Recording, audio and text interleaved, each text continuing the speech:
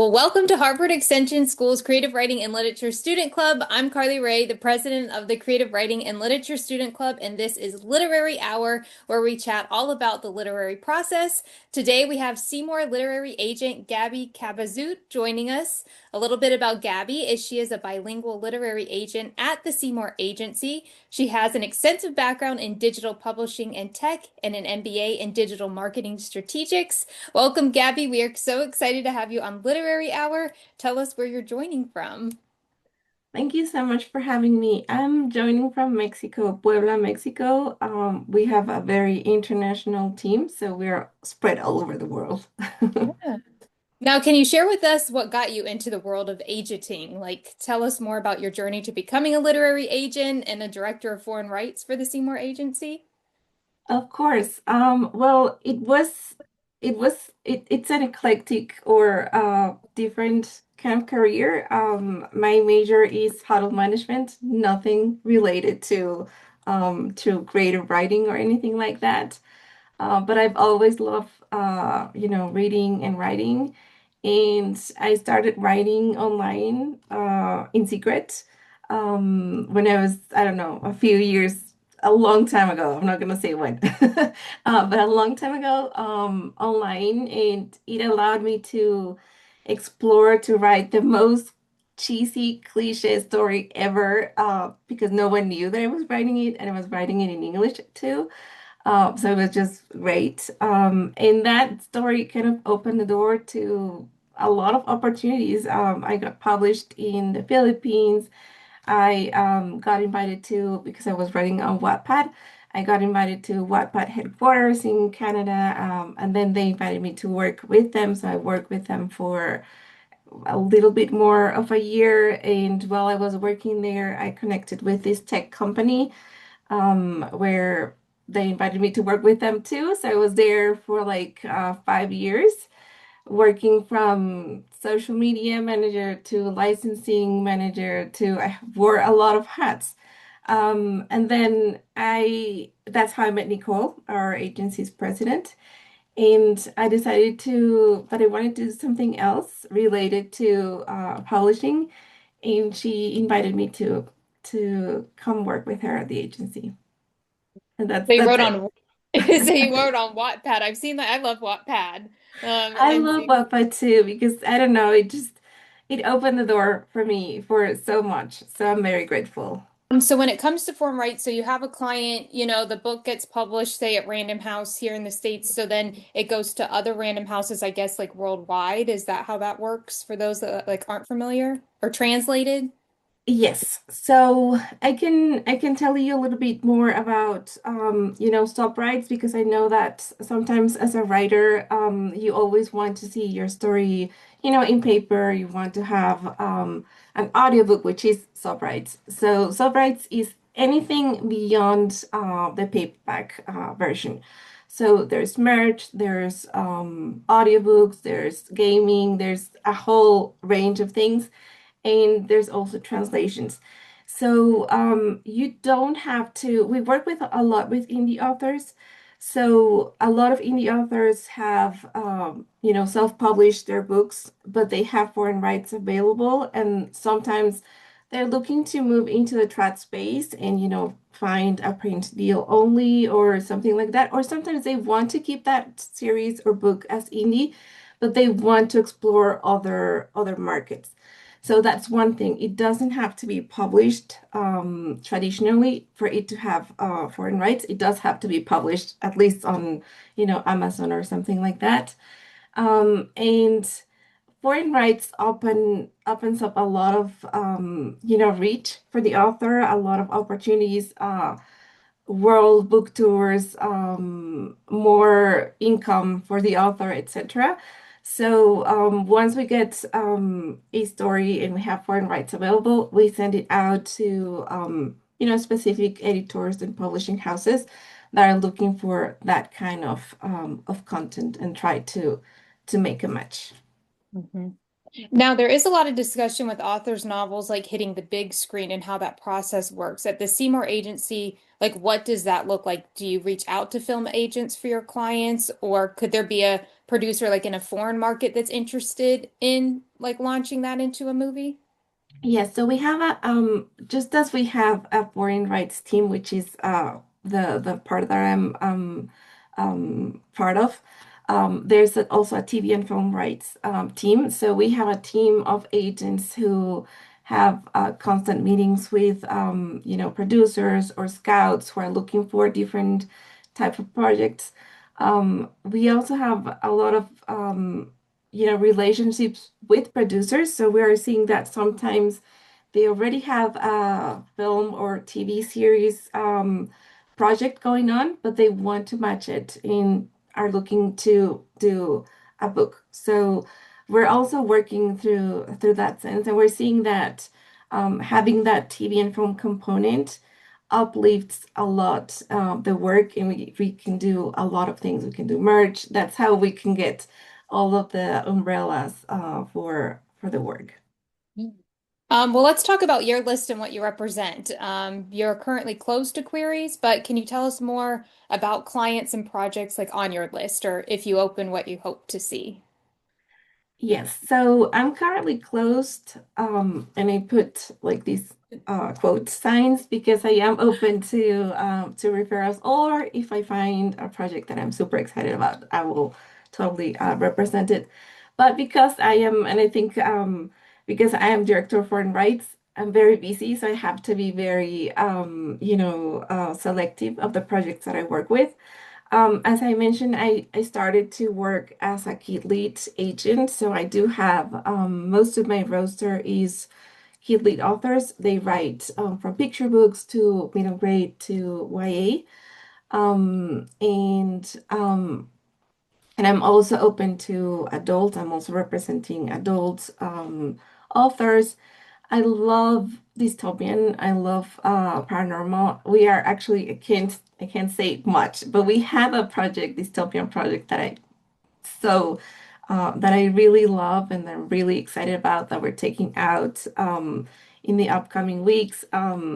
I'm also representing some indie authors as well, so they have in Spanish and in English. So I have people are writing bilingual stories for Kid Lit and also Spanish authors who are writing rom-coms or dystopian and on the English side I also have paranormal. Some thrillers. I actually I'm very open to everything but horror because I get scared pretty easily and I don't read horror, so that would be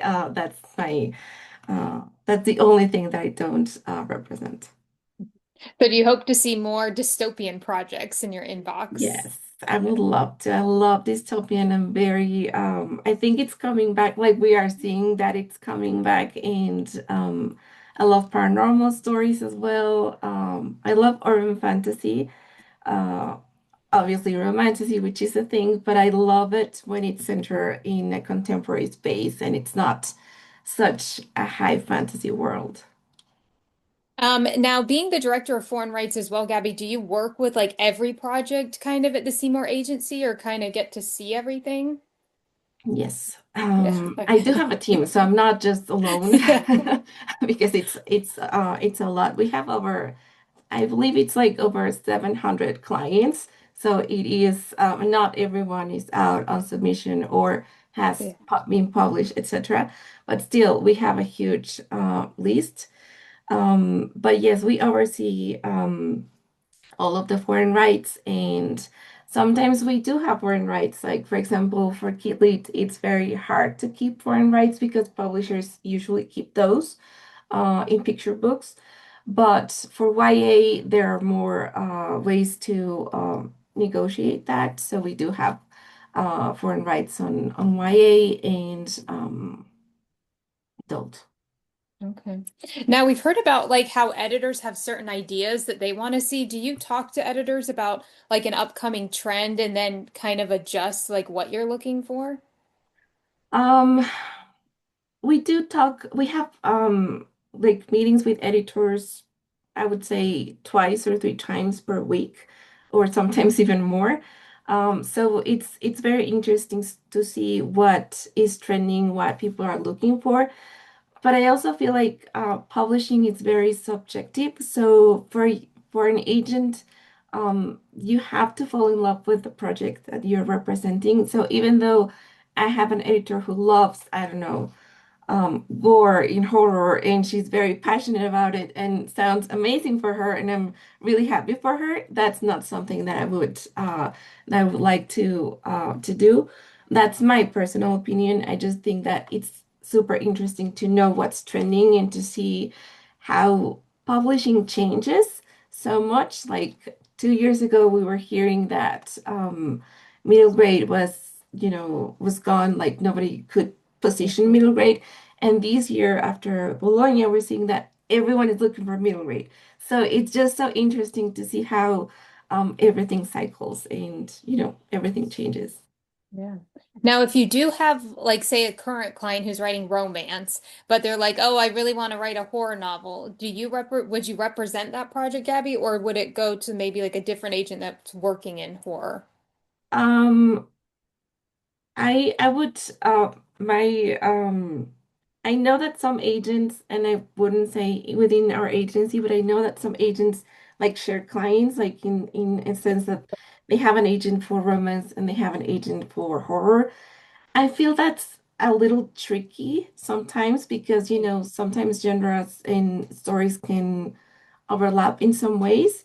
So if I have a client that I'm already invested in and they want to write horror, I would probably still represent, but I would be very honest of saying like I am like that's not my genre, or are you sure, or maybe you want to move to another agent, because if that's what you want to focus on, you want to move with another agent who is very involved in the horror space, or I can do my research, etc. I don't know, it depends on how invested my client and I are, I would say, Mhm. or how gore, or how, because there's horror and there's horror.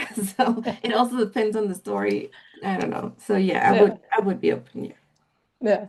Well, did you always want to be, you kind of told us a little bit about your background. Did you ever picture yourself being a literary agent, when you first started posting on Wattpad or, director of foreign rights? No, never in my life. I thought when I was writing on Wattpad, I always felt like literary agents are like unicorns. They exist, or you kind of hope they exist. They're very hard to reach.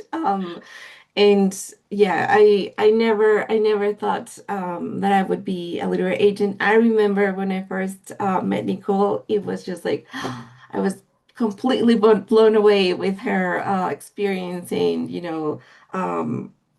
her background and everything. And then I realized she's just she's just someone who loves reading and who's very passionate about books, and I love her, and I admire her, but she's just someone just like you and me, and it is just a job. So yeah, that kind of lost its unicorn magic, but I think that it's very interesting to see how eclectic a lot of the agents' background is, because not everyone is or has a creative writing background. Mostly it's just a love for books and stories and uplifting, and that's great. And you see that with editors as well. So it's just really awesome. It's a very awesome community. Yeah. Well, let's dive deeper, like when you go through your query inbox, like what is it you look for? Do you look at like voice, plot, a character to jump out at you? Um, yes. So voice is always important. How when I first start reading a story, how it hooks me in. So first page is super, super important. How the pitch, how I just read the pitch and I want to know more. I want to know the high stakes. I want to know what is going on. But that would be the things that I'm yes, that what usually caught my attention. Yeah. So structurally speaking, you want the first kind of hook punch to be like that first sentence to draw you Yes, in. Okay. yes. Now when you're looking at a query, is there anything that makes it like an automatic no? Like, maybe is it like it's not your genre, or maybe it's the same summary of a novel you represent? Would you represent another client in that genre or no? Yes. So there are a couple of things, and I'm going to be super blunt. I usually do or have some instructions when and I know that a lot of agents do that. So the first thing is if they're following instructions.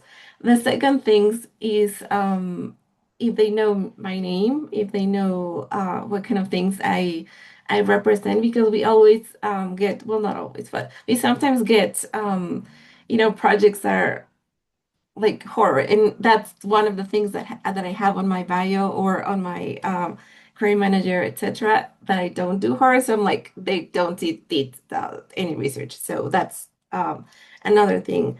um yes, the fact that sometimes if I have, for example, in this dystopian project that I'm working on, if I get another dystopian that is very similar to the one that I'm working on, I can't take it because I'm already working on something pretty similar, and I don't think that it would be fair for either authors.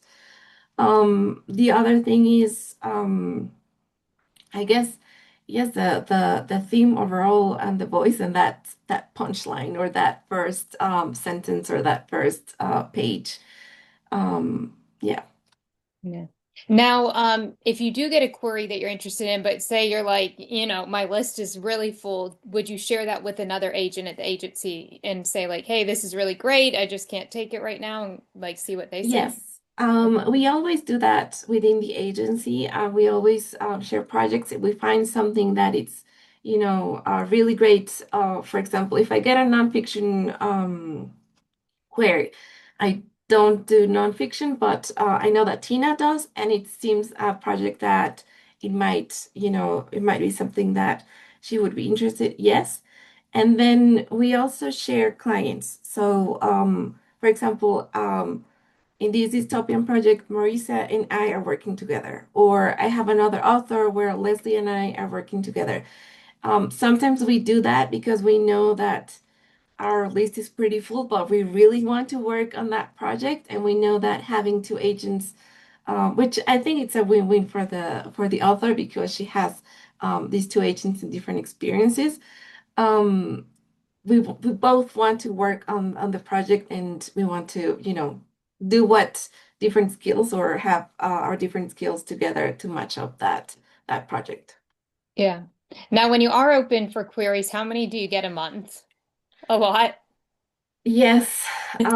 So it's I'm getting more queries in Spanish, which is great because there's not the figure of a literary agent in Spanish is not very well known.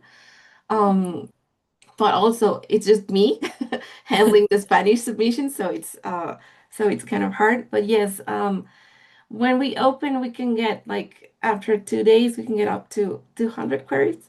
So you sometimes have to close your query manager like 2 or 3 days after you open because you want to go through each one and answer back to everyone. Yeah. Now, in some courses, we usually talk about comps, and we've talked about that before in literary hours. Do you prefer seeing like recent comps, a current bestseller comp, or do you prefer like a real like niche comp, when looking for that? I prefer very well-known comps, Okay. and they don't have to be related to books. Sometimes, and we do this when we pitch projects to foreign editors, we use TV and film. So I don't know.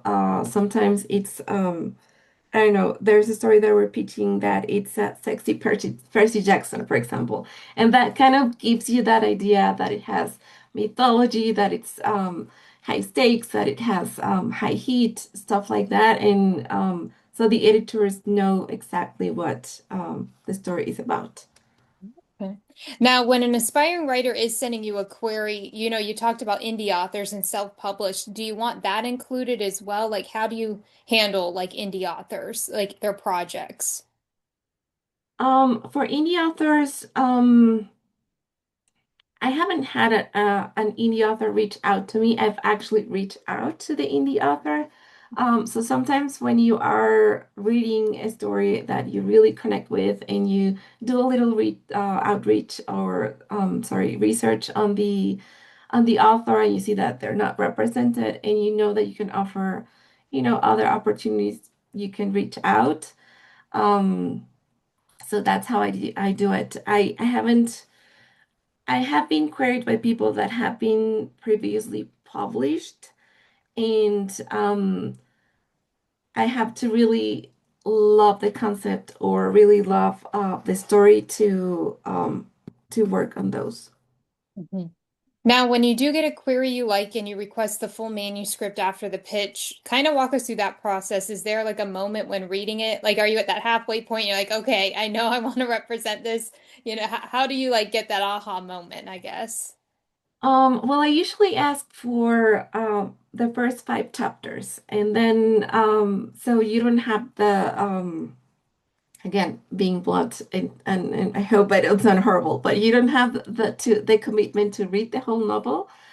So you can get through the first five chapters, and just right away you can see if you are invested in the story, if you want to know more, how the author ends each chapter.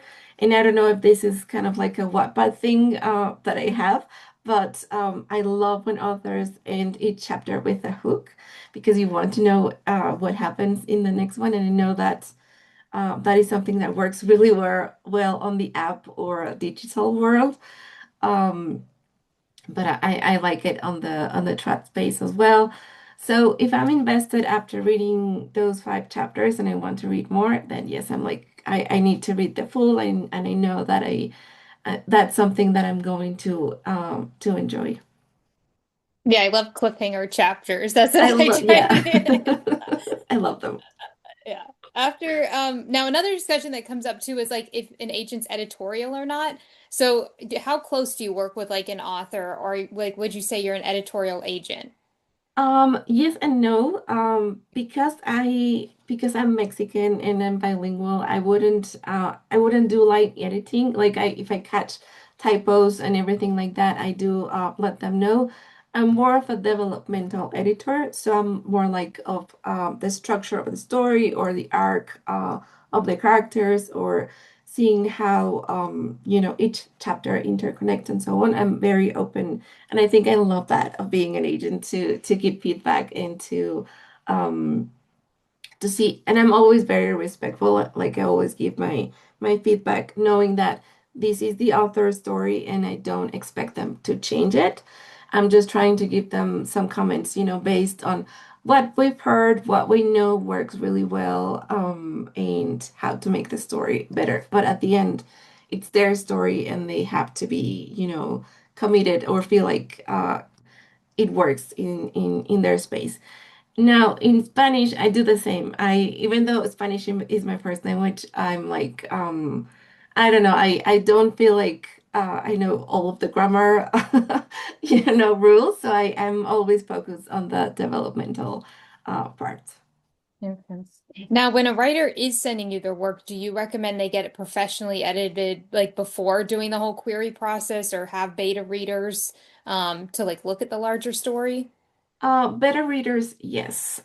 Critique groups, they're awesome. I don't think that they need to do a professional editing because it's costly. It's very costly actually to get a really good editing. And I think that just getting those better reads and doing critique groups and having people see the story and give you feedback, it also helps as a writer because when you are writing, sometimes you assume that the reader knows what you are meant to be, telling within the story. And it helps a lot to have that second pair of eyes or more to give you some feedback on how the story could be better and so on. I do think that you need to polish it as much as you can. So, you know, try to have it the better or the best grammar that you can have. There can be typos and there can be stuff like that, but I wouldn't send a first draft to an agent, for example. Yeah. Now what happens? So if say there is like, I guess going back to the foreign rights, you have a novel and it's going maybe to like Latin America. Is there a different editor that works on it for the author in Latin America versus, like, I don't know, Penguin Random House, New York? Like do they have different editors? Yes, so Okay. so they work. First, there's a translator, so they always if the story, for example, is in English and we sell it in I don't know Germany or Spain, etc. So first it gets translated, and then it has to go through an editing process. And even though we have a story, I don't know, published in I don't know, we have a story in Della Corte that we're pitching right now, and we have someone in Penguin Random Spain interested in that story. Even though it's the same company, they don't actually work so close, or at least that's how it has been working with us. So we kind of like everything is separate. So it doesn't matter that it's sold to Penguin Random House, the US, and then sold to Spain. It's just separate, imprints and companies. Yeah. Now, say I guess in Germany they want more romance in it. Like, does that happen where like they can I've seen movies where this happens, so I don't know if it's true, but I was curious. Yes, each territory has its own things. Yeah. So for example, French, in French, anything goes in romance. So they're like, they're very huge in arc romance. Um, you know, they're okay with all of these trigger pages, etc. Not in Germany. Germany, they have to be like they love dark romance, but it has to be like very um sort of like taken care of. There has to be none. Everything has to be consensual. Everything has to be like very specific on that. Some territories, for example, when we sell things to the Russian market, because of their own laws, they can't have you know, erotic scenes, or they can't have LGBT content because that's part of some rules by their government, or which else? In the Arabic content or territories, the same. So they have to have some leeway to kind of like not hide, but literally they blank the paragraphs in the stories of these type of content. And authors have to be, if they want to have their stories on those territories, because it's the law. They have to be aware that that might happen. So, I mean, that's some conversations that we have to have with the authors, and just like knowing that this is just because of their government and blah blah blah, and they have to know. But yes, each territory has their own things, and their own needs too, as well. Yeah.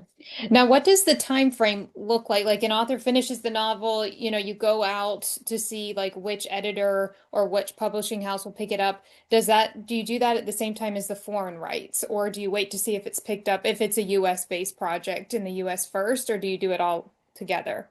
It depends. If it's a debut author, then yes, we would need to sell it first in the US or in Spanish to have to have those forums and so on. If it's an indie author who already has a fan base, and is well known on Book Talk, or is well known on, or is an Amazon bestselling, or is a New York Times bestselling, etc. Then yes, we can, while we are submitting the story in the US, we can start, that for an outreach. However, we do have to be careful depending on the publishing house. Like there are some publishing houses that tend to keep foreign rights, and we don't want to send out a project that, I don't know, we're pitching to Montlake, for example, because they usually keep foreign rights. So if we know that this project might land there, then we don't send it out in foreign, because it would be a waste of time for the editors in the foreign side. Yeah. Now transitioning to kind of like how you structure your days, walk us through like a day in your life when agenting. I know you just came back from traveling, but do you have a day where you just work with like new clients or a day where you just work with all the foreign rights? Like how do you manage everything? Oh gosh. I could say, oh, I'm super organized. I have like 2 hours of my morning is for this, and to be completely honest, I wake up, I do workout, whatever, and get in my computer and I just look at my inbox and I see what's more urgent, what needs my attention that day.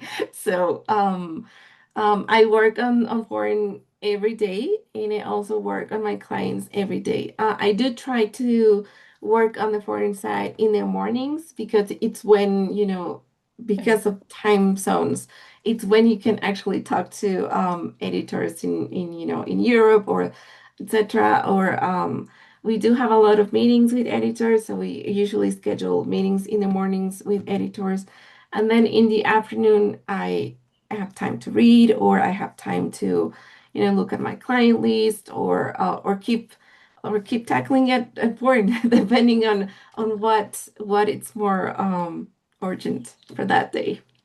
Mhm. Now, if you had to pick a favorite craft element that you see when reading or writing, what would it be? A craft element.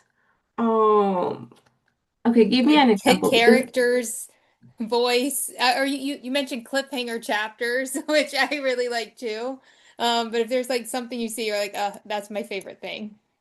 I love when a character is very voicey, and I don't know if that makes sense in a way, but I love when there's when you kind of get to know the character like right away, and you can see that they're not um in a normal situation, or they can express their feelings, or you read their thoughts, or um I don't know. I like when characters are suffering from page one.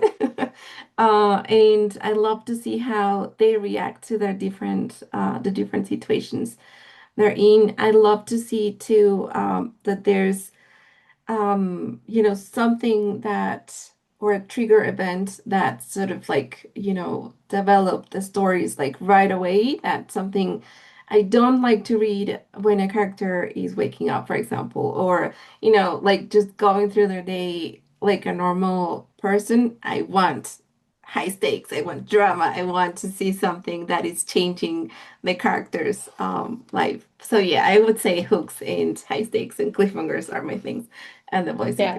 character. Now, you mentioned you went to London Book Fair, like, and you went to a fair in Italy. Can you tell us more like about that? Like, do you go on panels there? As like an agent, how does that look? Yes. So I go to the biggest book fair in the world is the Frankfurt Book Fair, which is held in October. So we always go to that one. And then we have the London Book Fair, Bologna Book Fair, and there's the Guadalajara Book Fair, because Spanish is one of, my biggest things. I go to that one as well. Um, I haven't done a panel, and as I told you, Carly, I'm kind of shy, so I don't know if I would do well on a panel. I know that Nicole had some panels at last Frankfurt, for example. But when we go to book fairs, we usually plan them in advance, like 2 or 3, or sometimes more months in advance, and we set up meetings with editors. So there's a special room for that it's called the Agents or the Right Center, and that's where agents and editors come together. It's kind of like usually blocked from the public, so it's just like business. So that's where we have like meetings from 9 a.m. to say 7 p.m. We have 30 minutes with different editors at a time, no breaks.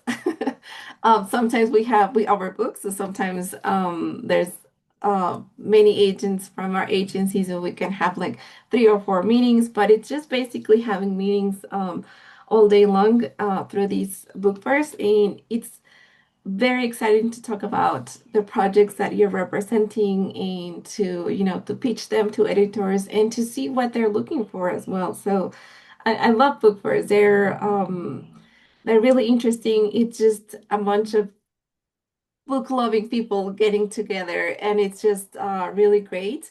It's exhausting, but it's really great to put a face to the people that you email all the time, and to have those closer relationships with the editors that you work with. Yeah. Now I have seen there's like literary conferences. Do you do those, Gabby, where it's just mainly all, I guess, agents? I haven't, to be fair. Like I have one thing is I'm in Mexico. That's one thing, and we have Zooms with editors from from the US and editors from all over the world. So I don't have the need to go to a networking event because we have all of these Zooms. But I've always found it interesting. So yeah, I'm not gonna say no. Like I would definitely love to do one of those. And I know like with COVID, a lot of them, some of them still are, I guess, online through Zoom. I've seen that. Mhm. Okay. And a lot I of w people, sorry to interrupt you, a lot Oh, of it's okay. people think that you have to live in New York to have these close relationships with the editors, but we found that most of the editors are not even in New York. Like they do home office, and so we're all spread all over, and Yeah. that's good. Yeah. So all the meetings, I guess, would be through Zoom. Like you wouldn't have to necessarily, okay. Yeah. And now, is that new, Gabby, or has that always been like that? Well, in my case, because even since I work with Wattpad, I was doing home office, so that's pretty normal. So when COVID came in and everyone was freaking out, I was like, "Ah, this is just how I do it, like every day." So but I know that some people are used to going to the office, and so I'm very used to do home office. Yeah. Yeah. Now, speaking of Wattpad, if there is like an inspiring writer, would you recommend that they go on Wattpad? Like I know there's more opportunities now that I've seen, like some Wattpad, I guess, books or movies through Amazon. So like would you recommend trying that?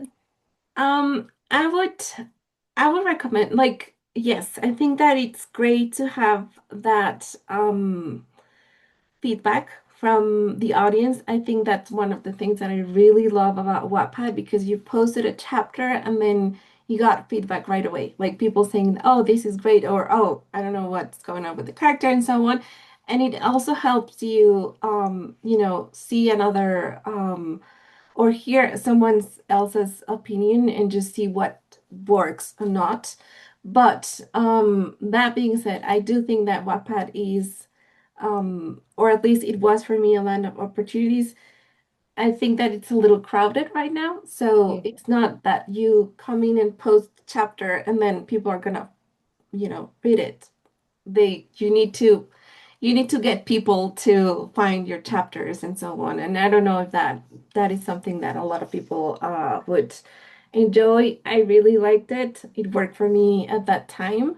I don't know if I would do it right now, to be fair. Yeah. Well, I did want to talk about social media, like especially for upcoming writers. Do you have any advice, I guess, on the importance of social media for writers or like the importance of the platform? Is that something, agents look for, editors look for? Yes, unfortunately, yes. I have to be honest. I think more and more editors all over the world, because it's not something that we see in the US alone, but we are seeing like in other territories, are looking at the platform. So that means, if you are someone who is willing to post on social media, if you have a fandom, right now having a fandom is a thing.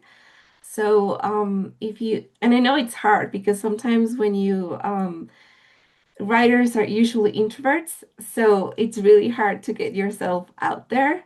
So I would just say try to find something that you feel comfortable in. Like maybe it's threads, or maybe it's Instagram, or maybe it's TikTok.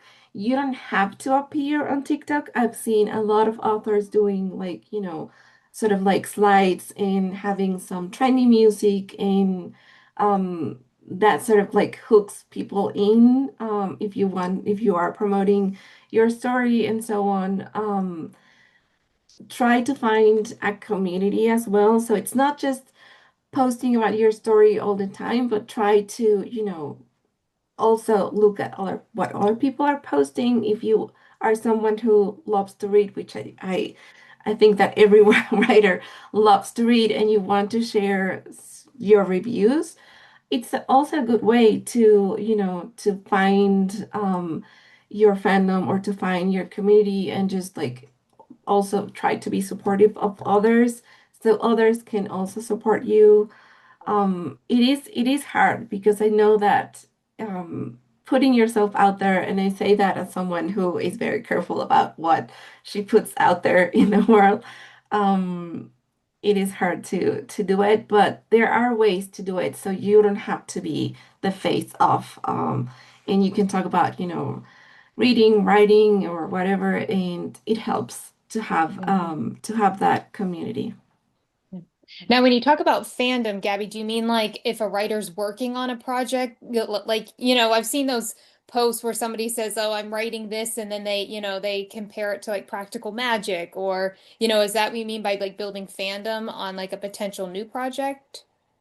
Um, yes, I guess I would say I wouldn't say like tapping into those already built-in fandoms, or although it works, like Okay. we've seen it with Alchemist. Yeah. It has that fanfic element and it already has that fandom built in. But it's like finding the people that would want to read your story, or finding that community that will help you, better read, or having that. Sometimes writing it's very lonely, and having that community of people that you can share projects that you feel comfortable, because that's another thing, that you feel comfortable sharing projects with, and that you trust them, etc. I think that's a great way to find better readers, to find critique groups, to find that community of people that are also writing, that you can also support when there's a meeting, when you're querying, when you are writing your pitch. You also want to have people to read that pitch and say, "Oh, I love this," or "No, I don't like this." um, I guess it's just finding that community that would want to read your story and that would want to, be close to you and know what you're doing and then grow your newsletter. There's just tons of way to grow. I think that newsletters used to be a thing. They're still a thing. Now we have Substack, so you can maybe go into Substack and start, sharing blog posts. There's just different ways that you can grow your community and that will eventually help you. Because once you land a project, yes, the trad publisher will help you promote, but a lot of it lands on the author as well, which is, not amazing, but it is what it is. So having that community, that newsletter subscriber or I'm saying it right, Substack subscribers, it's also a good way to show that you have some fan base. Yeah. Now, do you recommend like sharing lines? Okay, so like it's a working, like say a writer has his novel, they're querying it. Do you recommend like a writer put some of the like their first line of the chapter on their social media, even though it might change? Like I have seen like there's this, it's kind of 50-50 I've seen where they're like, no, don't share anything because, if it gets picked up, then it might change. So how would you recommend like navigating that? Just sharing like an overarching view of the character? No, um I think it depends on what you're comfortable with sharing. I wouldn't say like share your whole story out there, but you can tease about the characters. You can do, like share the tropes of your story, for example, or play around with the tropes, or play around with some of the things that make this character, stand out for you. Or I wouldn't be so hesitant to share that first line. I think that's pretty cool, actually. But again, it depends on how the author, feels confident of. Like, I wouldn't ask someone to do something that makes them uncomfortable just to get that fandom or just to get Yeah. that. But I think that there's ways that you can share about your story without telling the whole story. Yeah. And now if you had to pick your favorite part of the literary world, what would it be? My favorite part of what? Sorry. The literary world, like books, writing, agenting.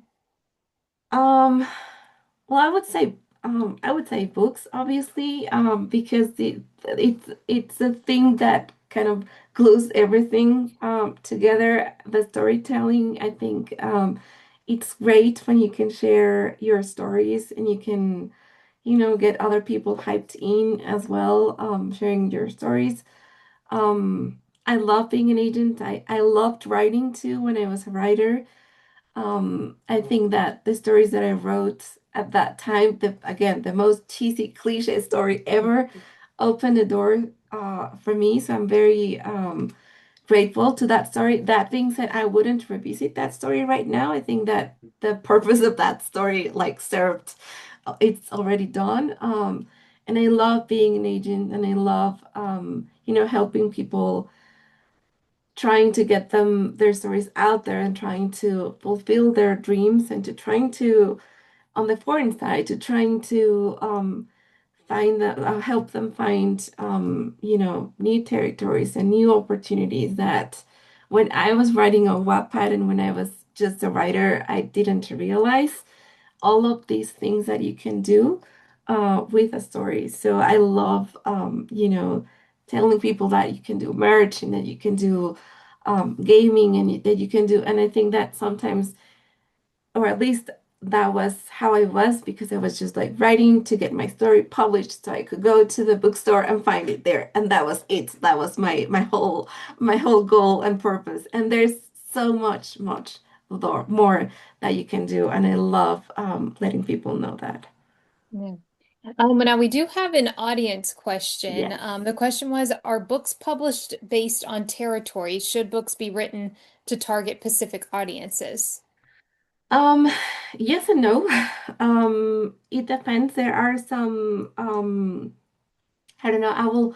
I will talk to you about key leads. If we have a picture book with rhymes, for example, if we are looking to sell it in other territories, it might be difficult because of the rhyming.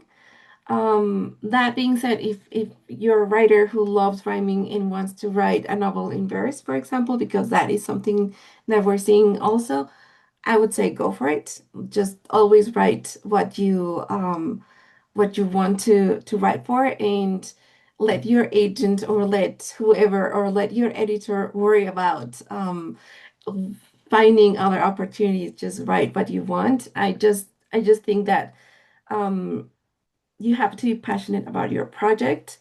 And once you, or at least it happened to me, when it starts feeling like a job, like when you have to fit into a certain, territory, or if you have to fit into a certain thing, at least for me, it was really hard to write a story because it wasn't what I wanted to write.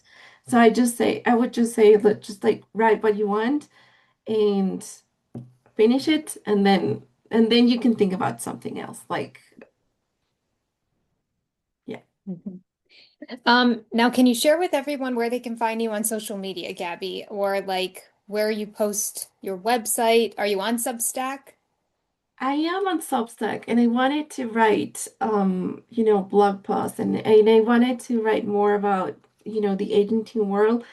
I don't have time. So my Substack is pretty much forgotten. I do post, I think I mostly post on Instagram. And I don't know I can put it on the chat. Okay. And we'll link it in the video too, like in the description. So, yes. So I post mostly on Instagram, sometimes on Threads. Mhm. But again, I don't have a lot of time, so I don't, so I'm not there all the time. So yeah. I did see do you post like new publishers marketplace like for your clients? I've seen a few of those. Yes, I did. I started to post some. I'm still missing some PM announcements. And I shared one yesterday. I obviously love sharing new deals. Yeah. Now, for updates for you, Gabby, do you recommend the Seymour Agency's website to check for updates on you on like Query Manager? Um, I would say Instagram. I do have a Okay. website, but and I and I can't remember the address right now. Let me just check. So I change it. Okay.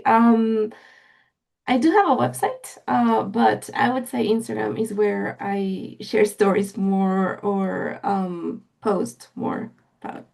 I would hopefully eventually post something on Substack, but yeah, I don't know when. We will stay tuned. Yeah. Is there anything else you want to say, Gabby, before we let you go? Um, yes, I would love to say write what you want always. I think that's super important. That passion and love for your story shines through your words. Um, if you are querying an agent, also know that you have the final call to choose that agent or not, because I know that sometimes when people, get a response from an agent, and get super excited, it's a two-way relationship. So you have to be feel comfortable with that person, and you're allowed to say, I don't want that person to represent me. And that entitles that you have to query more people, but you have to feel comfortable with the person that you're working with always, because you want that agent relationship to walk you through, not for just one project, but many projects in many years, hopefully. So I guess that would be it. Just write what you want and know that you are, to quote Marisa, because she always says this, be the CEO of your life. So you have the ultimate right and choice to do what feels right for you. That's it. Yeah. Well, thank you so much for joining Literary Hour, Gabby, and thank you to everyone watching. I hope you all have a great day. Thank you so much. Gracias.